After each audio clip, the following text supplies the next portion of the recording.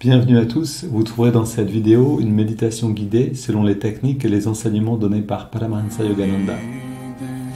Ces enseignements sont basés sur des vérités universelles et n'appartiennent à aucune religion en particulier. La tradition yogique dont ils sont issus les met au service de l'humanité tout entière. Si vous voulez profiter pleinement de cette expérience, prenez le temps de passer par chacune des techniques guidées ici. Elles permettent tout ensemble de mieux goûter à ce que l'on appelle l'état de méditation. Cette vidéo contient également une technique de préparation à la méditation appelée Yogoda, qui sert à la fois à nous recharger en énergie et à développer la perception de celle-ci. Pour apprendre cette technique, ouvrez la liste de lecture « Apprendre Yogoda ». Selon la tradition transmise par Yogananda, un chant précède immédiatement la méditation afin d'orienter nos pensées et nos sentiments vers une fréquence propice. Pour sauter cette introduction la prochaine fois ou pour aller directement au début de la méditation guidée, voyez les repères indiqués dans la description de la vidéo ou dans la barre de lecture. Si vous appréciez le contenu de cette vidéo, vous pouvez nous aider en vous abonnant et en ajoutant un pouce. Ananda Francophone vous souhaite une belle méditation.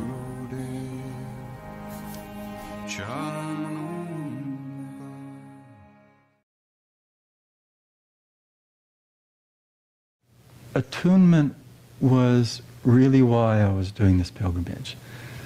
Whatever happened as an experience with Babaji was simply a further gift. But the gift was really that attunement, to be in that flow. And so we spent the day before we went up to the cave as a day of retreat. And we focused on different ways of tuning into Babaji, and then we had a nature trail walk in the afternoon to tune into Babaji through nature. We used Bharat's quotes from Listening to Nature book, and it was just a nice soft way, again, to align the energy to be in that attunement, to bring it from prayer that's seeking something into that experience that faith is the acknowledgement of that which is ours already.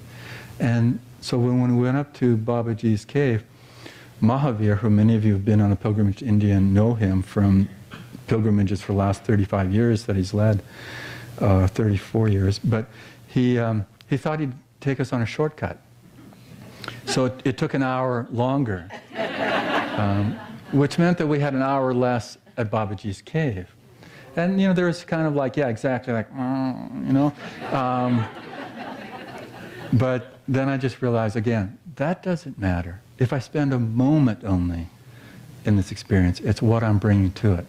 So, like a lot of us, I just start to chant even more deeply, just to Babaji, not even just to Babaji, but tuning into Babaji, feeling Babaji, so that it was as if Babaji was chanting with me inside, and just going at a pace, walking, that allowed that to remain there. And getting there, it's confusing. You know, if you've been on pilgrimage and you put out a lot of effort and suddenly you've arrived at your destination of a sacred spot and your heart is pumping, your breath is challenged, and there you are, knowing that you should be really feeling Babaji.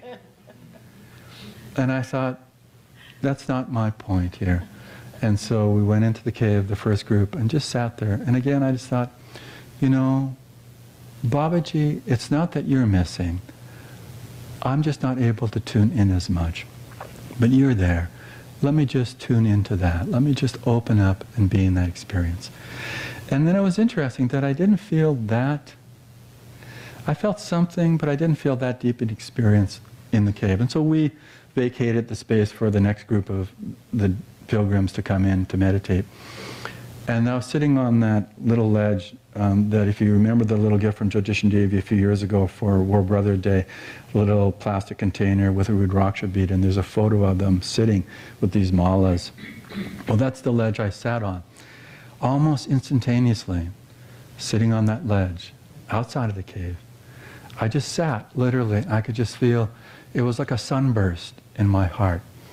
And I could just feel then, it was like there was a connective opening to just being with Babaji on that deep level.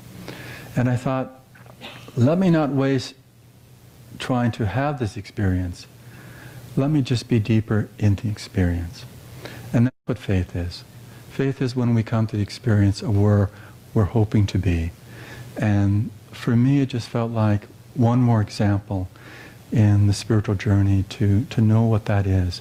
But we always have that possibility every day in our lives, wherever that might be, in this day today.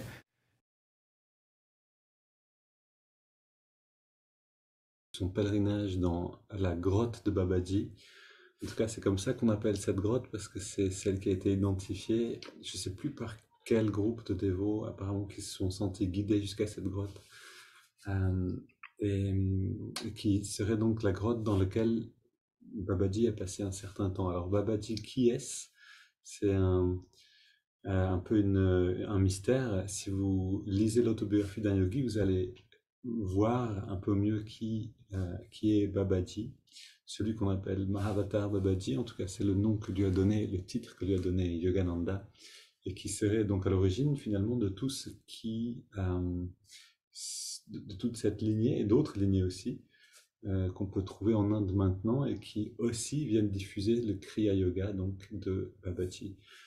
Mais d'après ce que je comprends avec les livres de Sri M, qui est aussi un descendant de cette lignée, en fait vous pouvez comprendre ça comme ça que Babaji serait donc un maître dans l'Himalaya qui initie des courants spirituels, c'est peut-être pas tout à fait le mot, mais qui initie des traditions ou des moyens de diffuser en fait le kriya la plupart du temps, mais aussi d'autres techniques ou d'autres formes de pratiques de communion intérieure.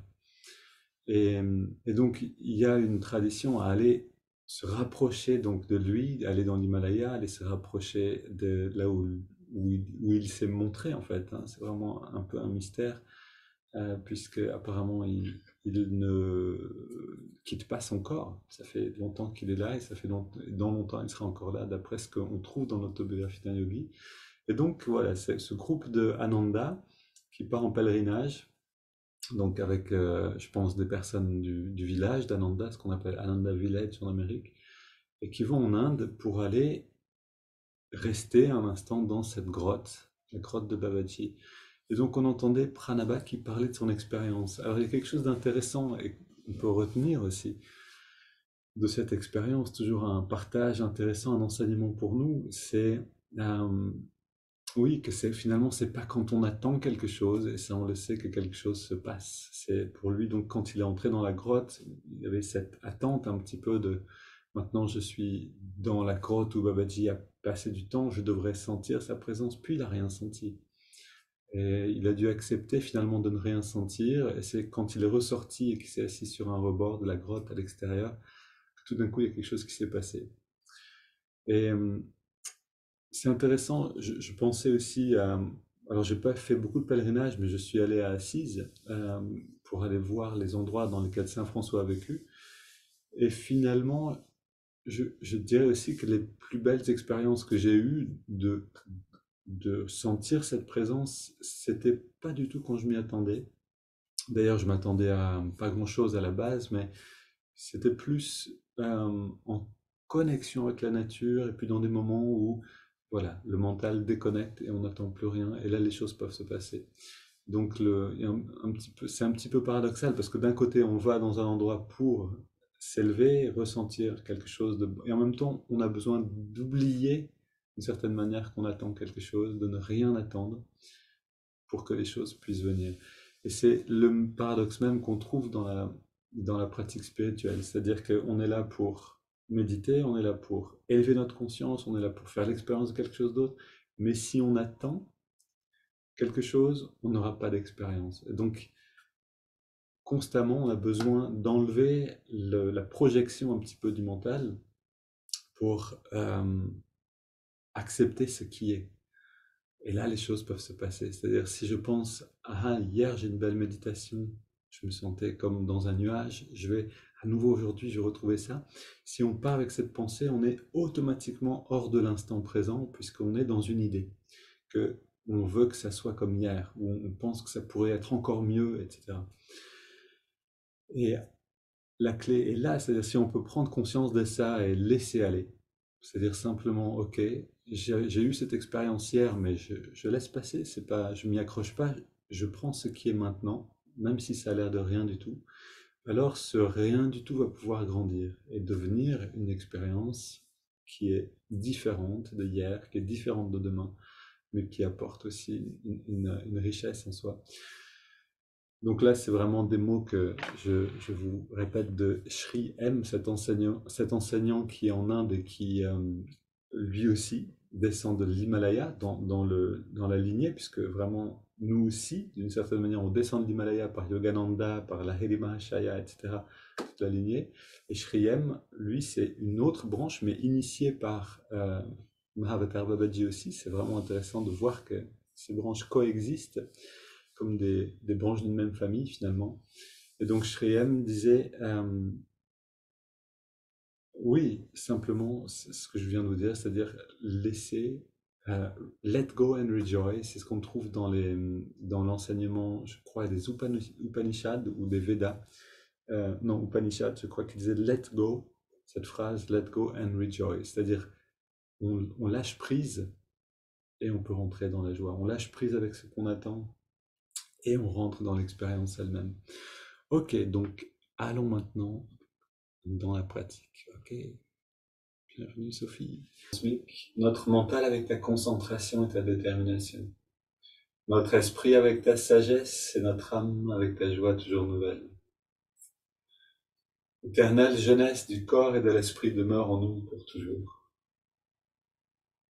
Ok, les bras tendus devant, jambes légèrement pliées. On ferme les yeux et puis aujourd'hui on se concentre sur le ressenti de l'énergie. On inspire, on contracte tous les muscles. On expire, on relâche, on détend.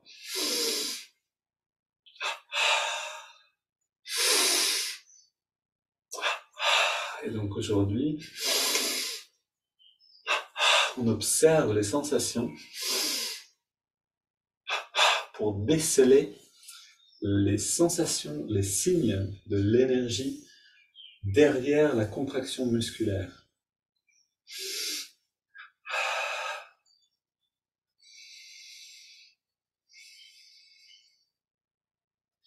Et ici, on peut appliquer cette même idée, c'est-à-dire si on pense que l'énergie, sentir l'énergie, ça va être une expérience incroyable de feu d'artifice, etc., on va passer à côté de la chose. Mais si on abandonne nos idées et qu'on ressent un petit peu en ouvrant la conscience à ce qui est là, on peut sentir quelque chose de subtil et d'agréable, comme une texture très douce qui vient remplir les muscles, qui se transforme en chaleur à l'expire, en bien-être.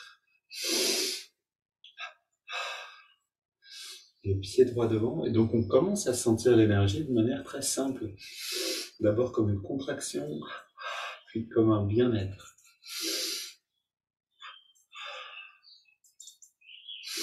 Avant-bras mollets, cuisse biceps, vous connaissez.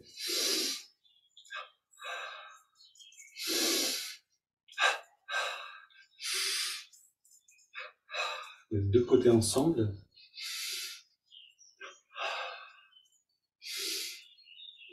Alors quelque chose d'autre qui nous aide à sentir l'énergie, c'est de garder les yeux fermés et de garder le regard légèrement dressé.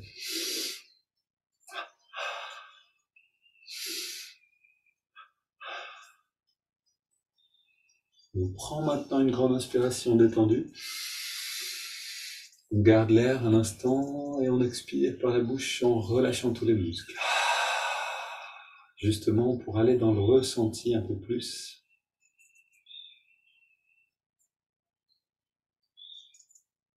Et voilà, toutes les sensations de bien-être, c'est en fait l'énergie qui se manifeste maintenant. Poitrine et fesses gauche. C'est la circulation de l'énergie qui fait qu'on se sent bien.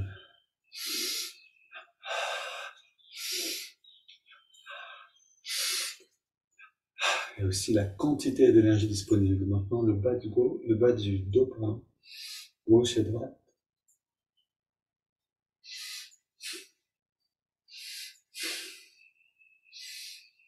Milieu du dos, on sent bien cette partie du corps sous les mains.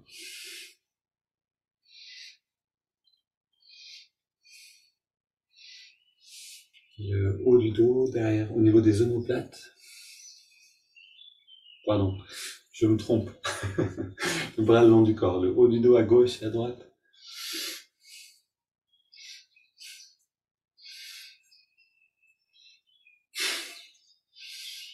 Ok, puis les mains sur les épaules, 3 cercles vers l'avant en engageant les muscles des épaules et des bras. On contracte le cou tout entier.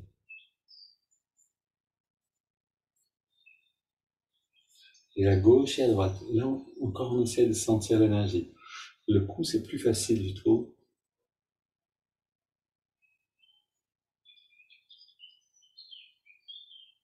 Ok, on baisse la tête, les bras le long du corps, inspire, on redresse en contractant la nuque. Et expire, on relâche.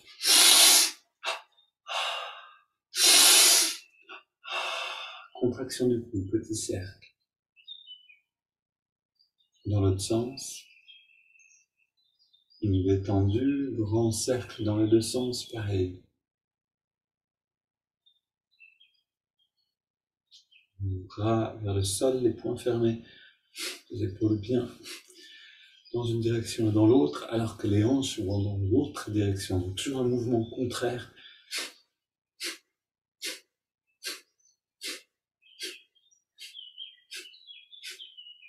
Mains sur les hanches, les jambes légèrement écartées. Petit cercle en engageant bien les muscles le long de la colonne. Et dans l'autre sens. Et si on ne peut pas sentir de l'énergie, c'est-à-dire si on n'a pas l'impression de sentir une texture un peu agréable comme ça, alors simplement sentir la contraction musculaire, c'est déjà parfait. Ça va nous y amener naturellement. Puisque cette contraction, en fait, c'est une manifestation de cette énergie. Je me trompe pas, attendez. C'est bien ça. Continue ici. Bras tendus vers l'avant, puis twist du haut du dos.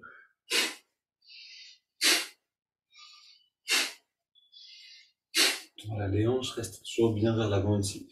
On tapote sur la tête.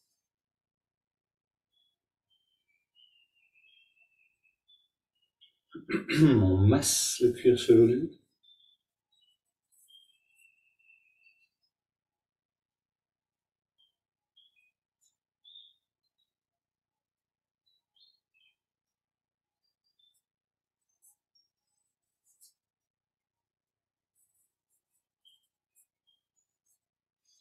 Ok.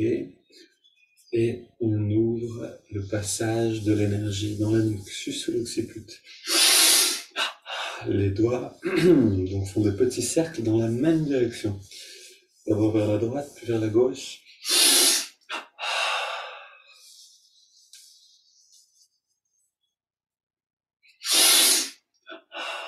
Ok, maintenant, on entrelace les mains au-dessus de la tête. On remplit les biceps d'énergie à chaque inspire. Puis on relâche tout et on contracte tous les muscles. Encore une fois. Voilà, sentez un peu cette chaleur, ce bien-être. C'est pas juste de la chaleur, c'est une chaleur agréable. Ça, c'est important. Et ça, c'est une manière de sentir l'énergie. On contracte le pied gauche, on relâche le pied droit et on relâche le mollet gauche, le droit et on relâche le cuisse gauche, on relâche droit, fesse gauche, droite, bas du ventre, haut du ventre, avant-bras gauche, avant-bras droit, biceps gauche et droit, poitrine à gauche et à droite, le cou à gauche, droite, devant et la nuque. Voilà, on peut toujours poser les mains s'il y a un endroit qui est moins évident. Maintenant, on contracte le pied gauche, on ajoute le pied droit, on ajoute le mollet gauche et le mollet droit. On garde, on ajoute cuisse gauche, cuisse droite, fesse droite, doigt du ventre, avant-bras gauche, avant-bras droit, biceps gauche, biceps droit, poitrine à gauche et à droite. Le cou et on inspire et on contracte tous les muscles à fond.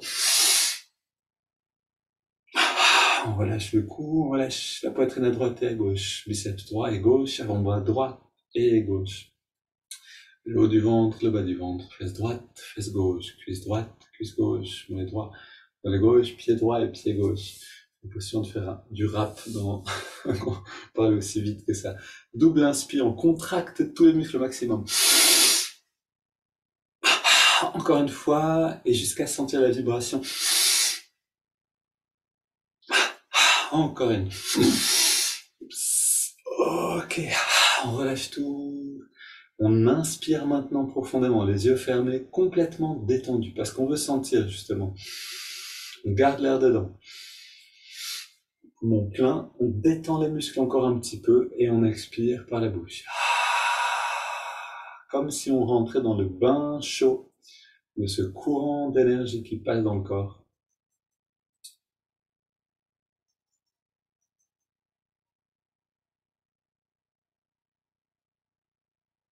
Voilà, c'est souvent dans les moments comme ça de détente, après l'effort, qu'on peut sentir le mieux en fait cette texture à l'intérieur de nous-mêmes. Et ça a l'air de rien, mais si on pouvait rester en contact avec cette dimension-là, on aurait une perception bien plus fine de ce qui se passe autour de nous. On continue avec les haltères.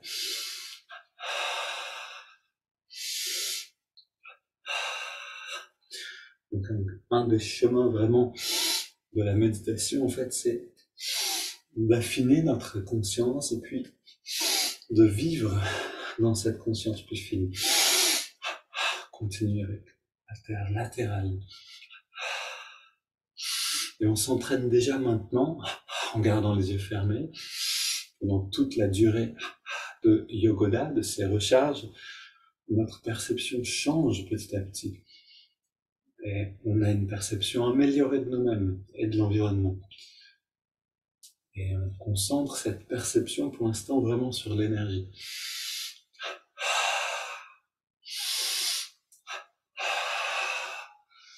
Ok, on ouvre et on ferme les mains.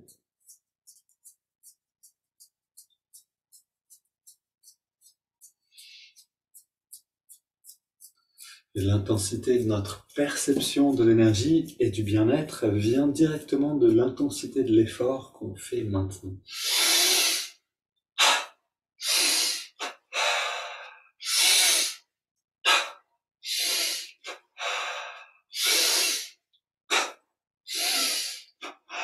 Bras gauche tendu, on soulève un poids dans la main. Et droite.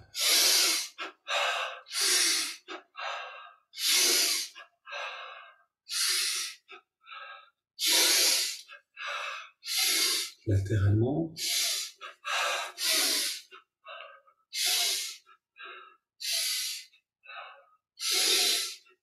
On marche sur place. Là, vous pouvez éventuellement, si vous ouvrez les yeux, gardez le regard redressé. Sinon, pareil, les yeux fermés. Et on a cette pratique qu'on a adoptée maintenant d'aller chercher un vrai sourire pendant qu'on marche à l'intérieur de nous.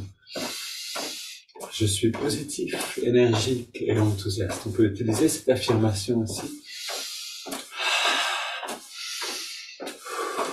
Ok, on court sur place.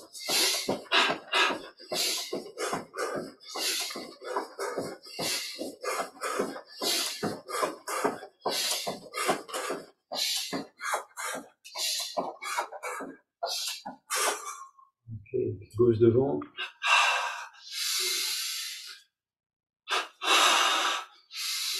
Toujours les muscles du torse tout entier qui sont engagés ici. On soulève maintenant avec les deux mains derrière un poids et on relâche devant.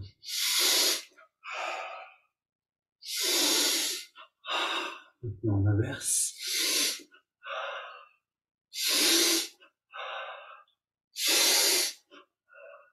Ok. Inspire. Expire et on reste les poumons vides. On fait rentrer le ventre.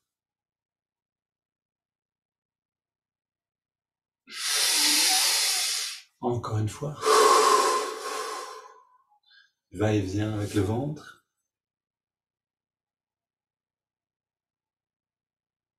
Encore une.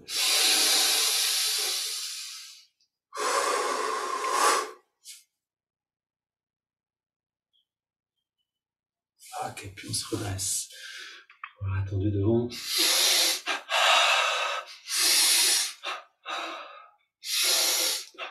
Et on sent le corps qui est maintenant rempli de cette énergie. Donc, particulièrement si vous avez une fenêtre ouverte, que vous avez beaucoup d'oxygène dans l'air et que vous respirez tout cet oxygène, vous allez sentir bien sûr autre chose, vous allez sentir cette fraîcheur à l'intérieur. Ok, cheville. Et maintenant, hop là, le mouvement pour les hanches, jambes tendues, 3 cercles. Puis dans l'autre sens. On va toujours penser au mouvement comme un moyen d'atteindre les muscles. Donc, une fois qu'on a trouvé quels muscles sont nécessaires pour ce mouvement, on contracte ces muscles encore plus que nécessaire.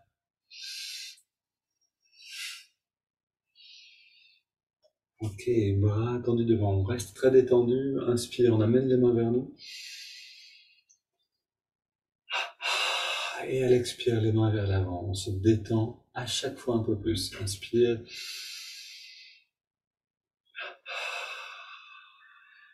Voilà, et là on rentre vraiment dans cette expérience. L'expérience de l'expansion de la conscience. La conscience ne peut que grandir si elle est plus subtile.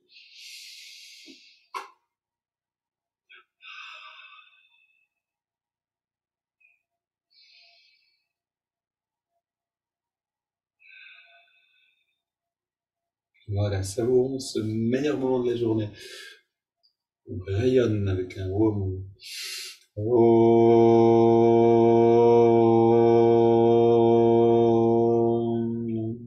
Garde les bras le long du corps, on ferme les yeux. On ressent quelques instants.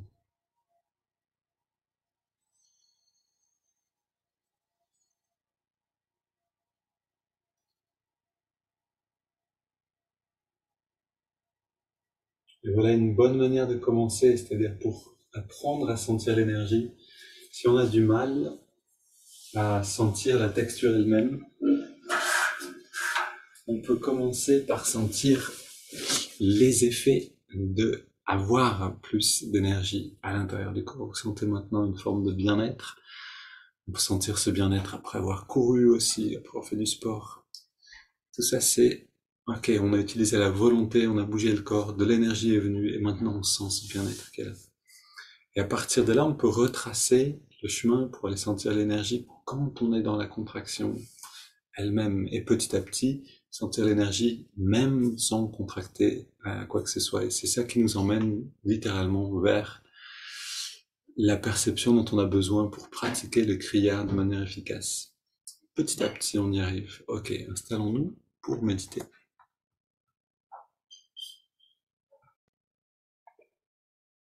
Ok, on ressent la respiration à l'intérieur, dos redressé, détendu, les yeux fermés, regard redressé légèrement.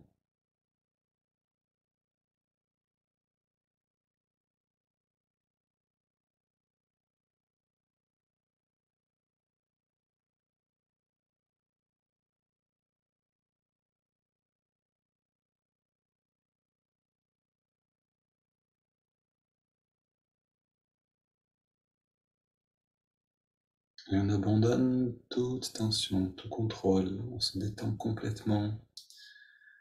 On apprend à lâcher prise et à se laisser porter par l'instant présent.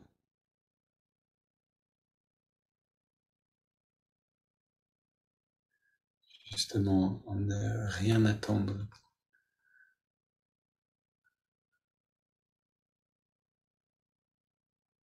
Ne rien vouloir.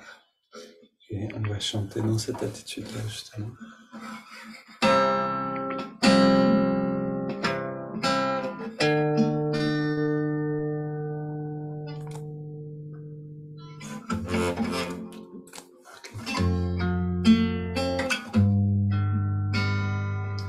Tu es l'étoile polaire de ma vie.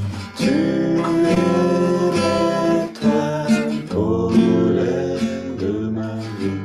Quand la mer est sombre, les étoiles sont éteintes. Quand la mer est sombre, les étoiles sont éteintes. Je vois le chemin à travers ta grâce. Je vois le chemin à travers ta grâce. Tu es l'étoile polaire de ma vie. Tu es l'étoile polaire de ma vie. Quand la mer est sombre, les étoiles sont éteintes. Quand la mer est sombre, les étoiles sont éteintes. Je vois le chemin à travers ta grâce. Je vois le chemin à travers ta grâce. Tu es l'étoile polaire de ma vie. Tu es l'étoile polaire de ma vie. Quand la mer est sombre, les étoiles sont éteintes. Quand la mer est sombre, les étoiles sont éteintes. Je vois le chemin à travers ta grâce.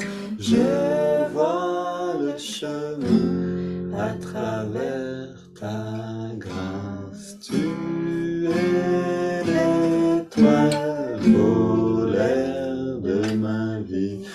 Tu es l'étoile polaire de ma vie.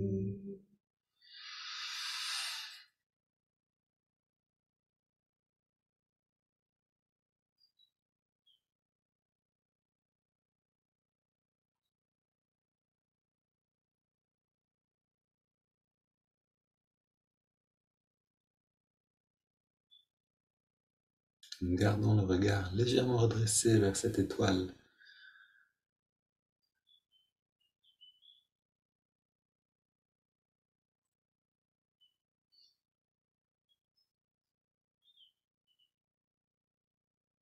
L'œil spirituel est décrit comme un cercle doré avec une lumière bleue à l'intérieur, un bleu doux et clair ou foncé, je ne sais plus, il faudrait que je regarde. Et à l'intérieur, une étoile à 5 branches.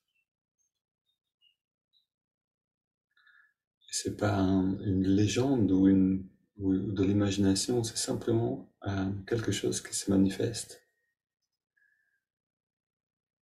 De temps en temps, on peut voir ce cercle apparaître comme une sorte de soleil quand on a les yeux fermés. Et puis avec le temps, on commence à percevoir des choses, qu'il y a vraiment un trou à l'intérieur, qui est une sorte de... que c'est un cercle en fait, que c'est pas rempli, et qu'à l'intérieur il y a quelque chose d'autre. Et cette étoile peut nous guider, c'est-à-dire littéralement c'est la manifestation visuelle d'une conscience plus grande.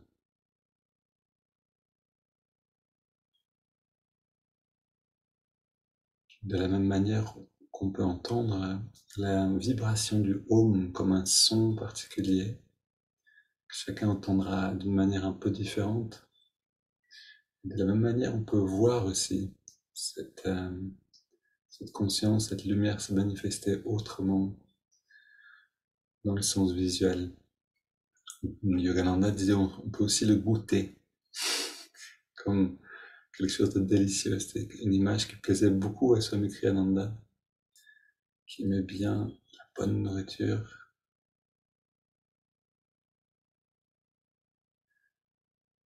Et donc on ne sait pas comment Dieu va se manifester ou comment le divin se manifeste, mais on reste à l'écoute. On est simplement ouvert.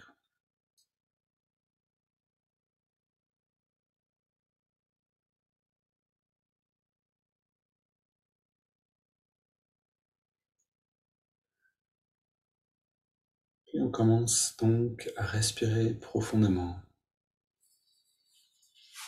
en gardant cette perception ouverte.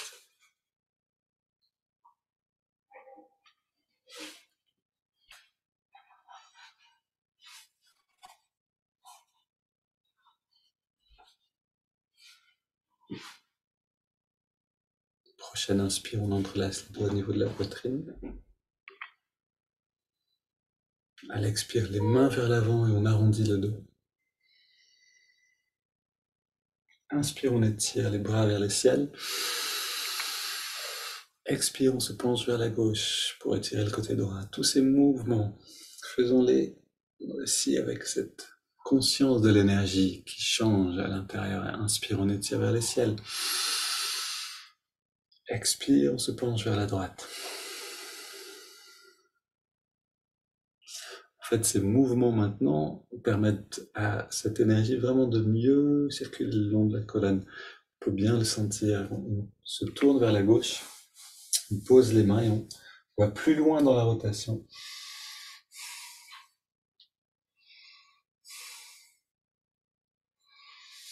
On revient au centre. Inspire, on étire vers le ciel. Expire, on se tourne vers la droite. Même chose ici.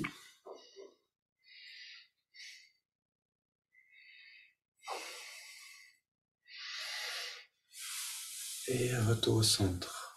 Ok, on pose les mains derrière. On ouvre la poitrine en resserrant un petit peu les coudes et les épaules derrière.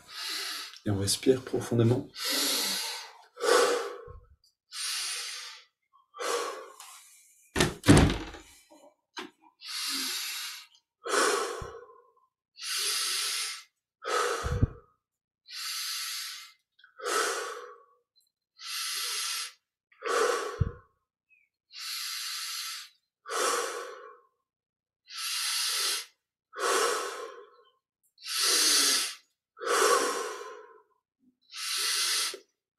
Puis on augmente progressivement l'amplitude des respirations.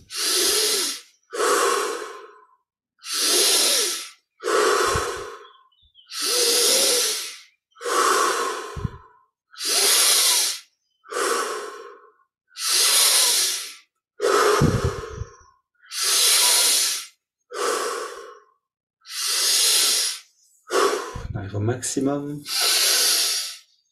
5 dernières.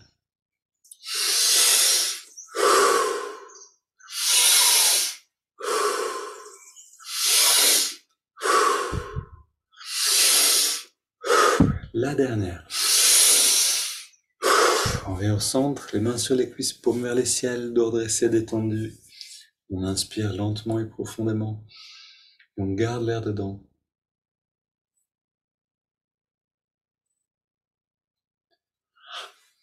On retient le souffle, on détend bien tous les muscles. Au maximum. Et puis on laisse l'air sortir par la bouche sans faire d'effort. On s'arrête simplement de respirer. Et nous voilà plongés dans les sensations du corps d'énergie.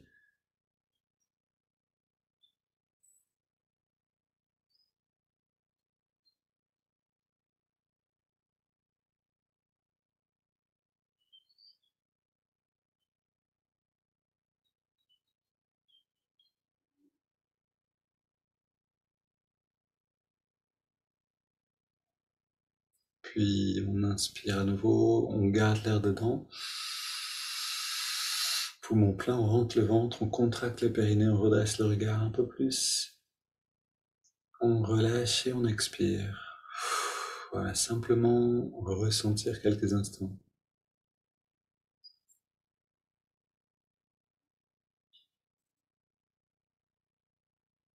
Cette semaine, on est dans la thématique du pèlerinage. On parlait de pèlerinage dans l'Himalaya. Et monter donc sur une montagne plus être en pèlerinage, ces deux choses nous apportent beaucoup. D'une part, on s'élève, on a une meilleure vue, des pensées plus claires, un oxygène, plus d'oxygène dans l'air, un air plus pur. Et en même temps, on a l'intention par le pèlerinage d'aller vers la source de la conscience.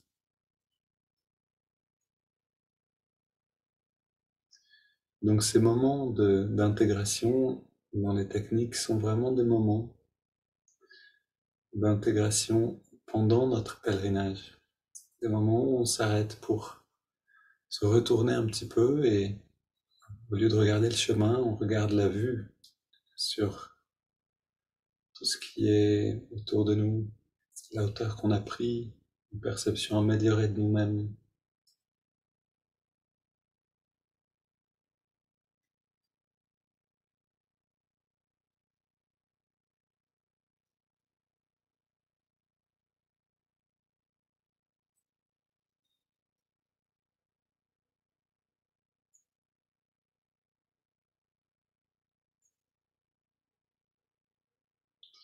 Puis on inspire, on prend une double inspiration par les narines.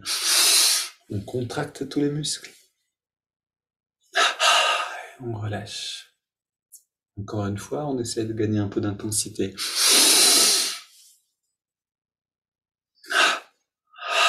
Sans brusquer les muscles. Progressivement toujours.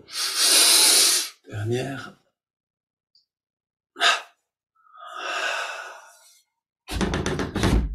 Et maintenant, on reste très détendu. On inspire par les narines sur 5 en ressentant l'énergie remonter le long de la colonne.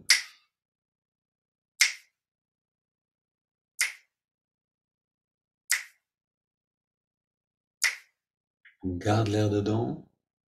On sent cette énergie qui vient dans le lobe frontal.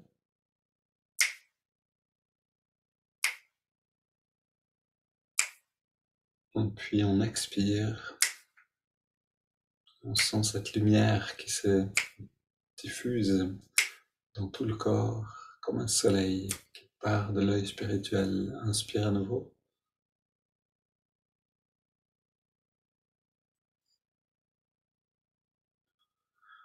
On garde l'air dedans, toute cette énergie qu'on a récupérée en nous, on l'offre à cette dimension divine. Puis on expire, cette énergie devient lumière.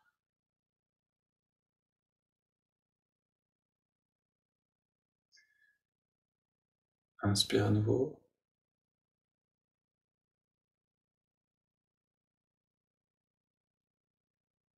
On garde l'air dedans.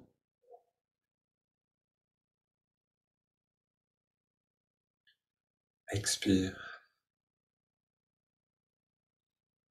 Donc sur la prochaine inspire, vous pouvez aussi penser à rassembler tout ce qui vous préoccupe dans la vie, tous vos attachements. On inspire, on fait remonter tout ça le long de la colonne. On garde l'air dedans et on offre tout ça dans le lobe frontal pour que ce soit purifié, transformé en conscience, en lumière. Et on expire. Et on sent l'effet de cette transformation. Prenez les peurs les plus profondes et offrez-les pendant l'inspiration vers le divin. Inspire.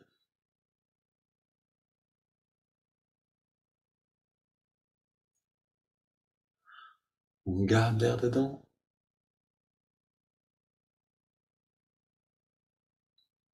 Expire.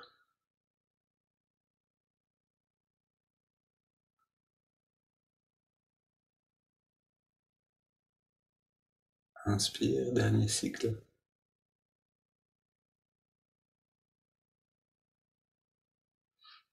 On garde.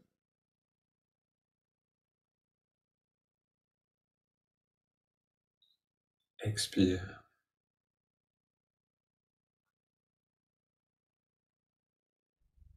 On prend une inspiration profonde. Puis on laisse l'air aller et venir sans contrôler le souffle.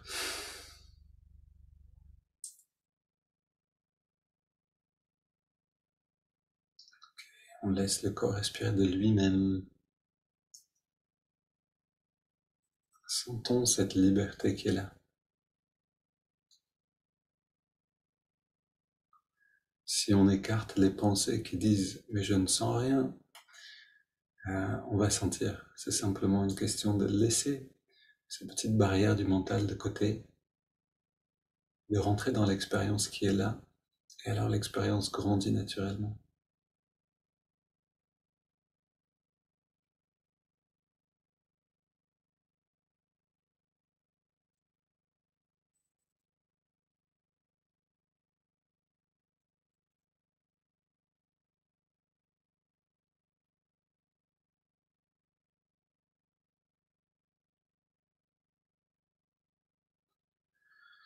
Et restons intériorisés pour écouter ce passage,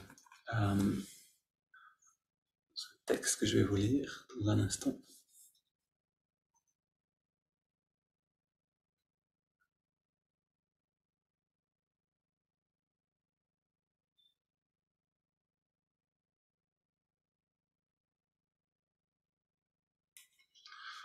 Retour à l'esprit. Donc est tiré d'un livre de Nayaswami Bharat qui s'appelle Joseph Cornell, de son nom d'origine, et qui est un écrivain en fait assez connu, particulièrement en Amérique et dans le monde francophone, et qui habite à Ananda. Donc il habite à Ananda, au village d'Ananda depuis très longtemps, je pense. Un écrivain très inspirant, et qui a passé beaucoup de temps avec Swami Kriyananda. Donc on écoute ce texte qui vient de la mélodie du Om de ce livre. Retour à l'esprit. Pour retrouver le chemin de Dieu, il faut revenir sur ses pas. Et voilà une citation donc de Swami Nirmalananda Giri. Des milliers de personnes se rendent en pèlerinage à la source du Gange et d'autres fleuves sacrés. Ces pèlerinages sont des extériorisations du pèlerinage de l'esprit, qui s'accomplit en remontant le fleuve intérieur du son du Om jusqu'à sa source.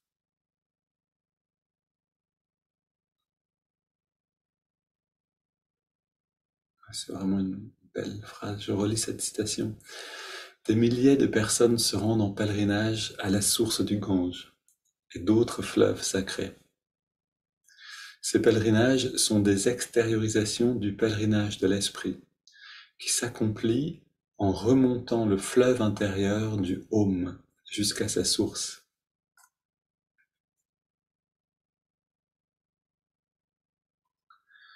Et Swami et Paramhansa Ramakrishna disait donc, en suivant la piste de Om, vous atteignez Brahma, c'est-à-dire vous atteignez le divin dans sa forme originelle, ou dans sa non-forme originelle, je ne sais pas trop comment dire ici, mais l'idée est claire, c'est-à-dire que les pèlerinages extérieurs sont un reflet d'un pèlerinage intérieur.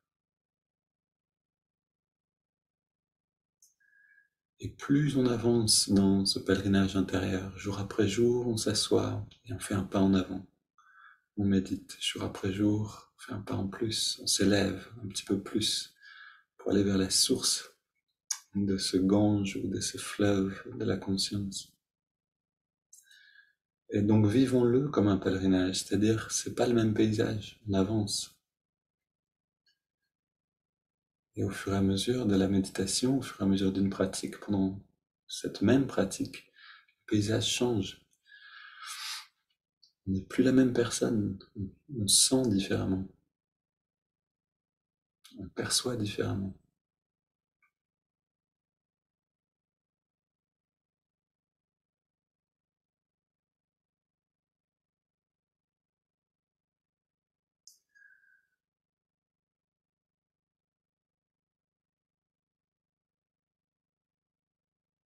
Soyons ouverts à ces perceptions subtiles qui viennent souvent fait, sans qu'on s'en aperçoive d'abord. Ok, maintenant allons dans l'observation du souffle dans les narines.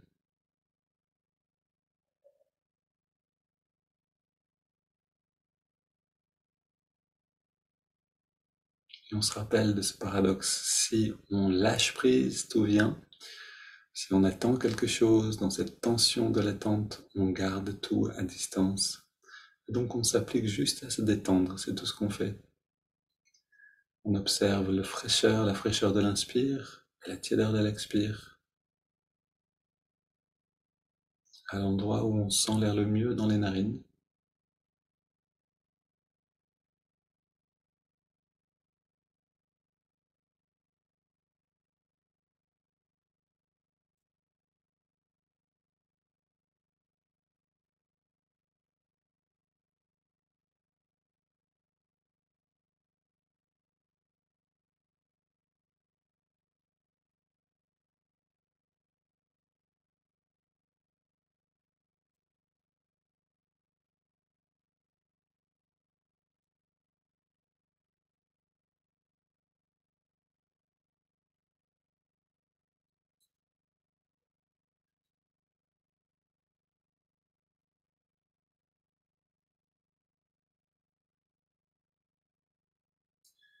Et on peut marcher très lentement ou on peut marcher rapidement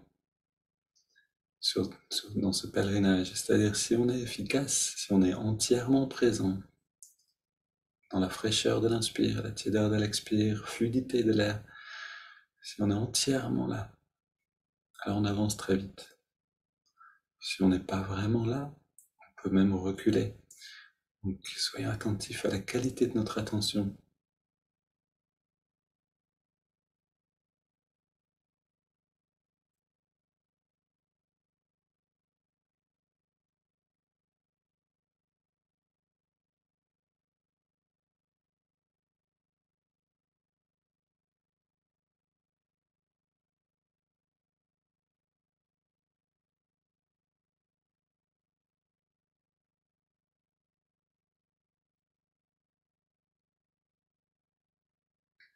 On ajoute le mouvement de l'index de la main droite.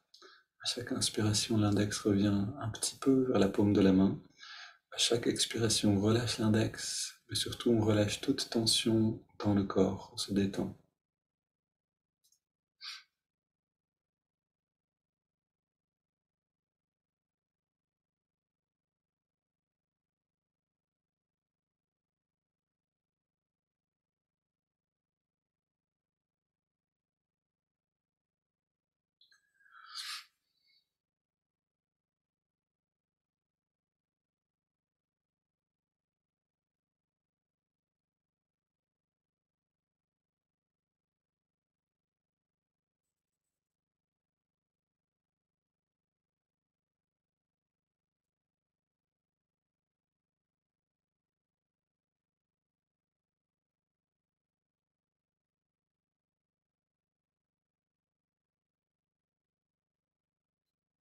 Et tant qu'on ne travaille pas encore avec le mantra, vous pouvez utiliser ces mots qui vont vous aider. Fraîcheur pendant l'inspire, tiédeur pendant l'expire, puis détente totale pendant la petite pause après l'expire. Fraîcheur, tiédeur, détente totale.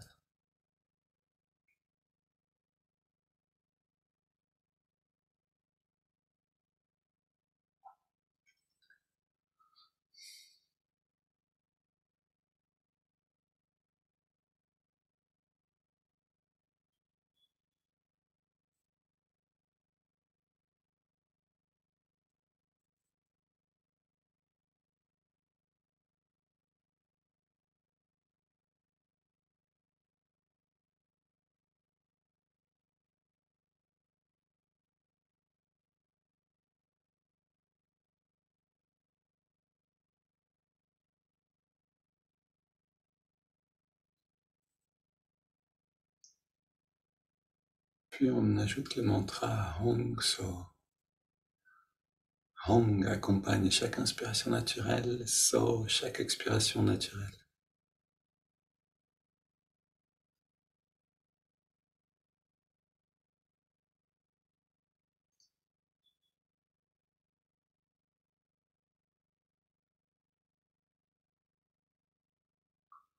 Et en amenant le mantra, quand le corps et le mental sont tranquilles, on lui donne toute sa force.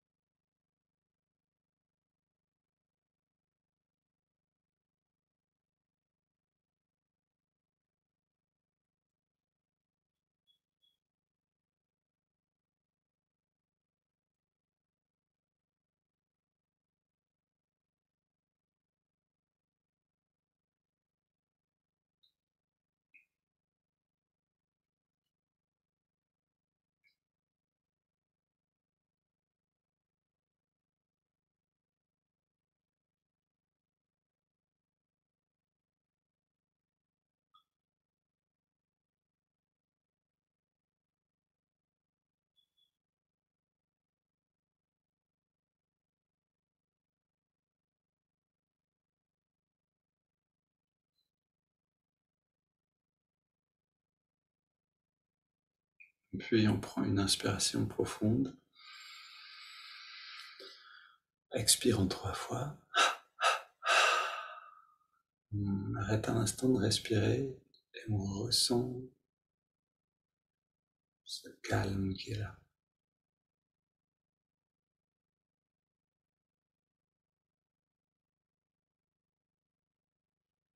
Puis on laisse le corps respirer de lui-même, on abandonne toute technique et tous les efforts.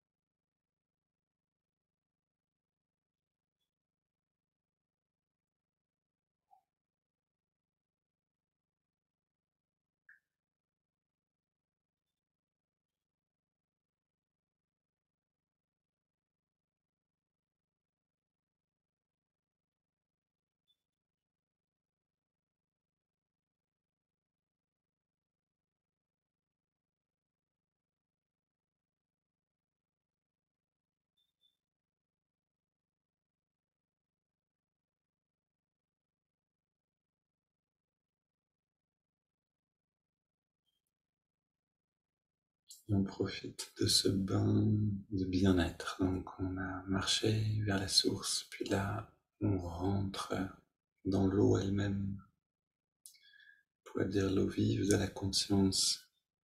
Il n'y a rien à faire, juste ressentir.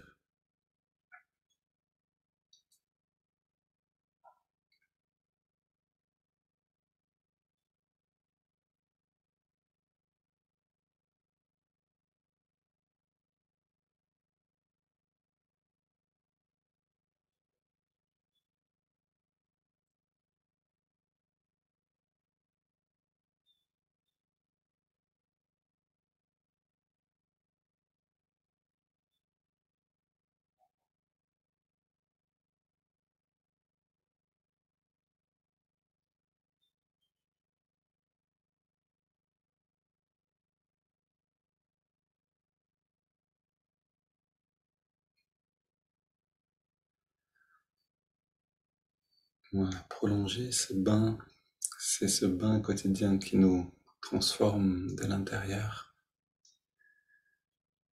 Et une belle journée à tous, à demain.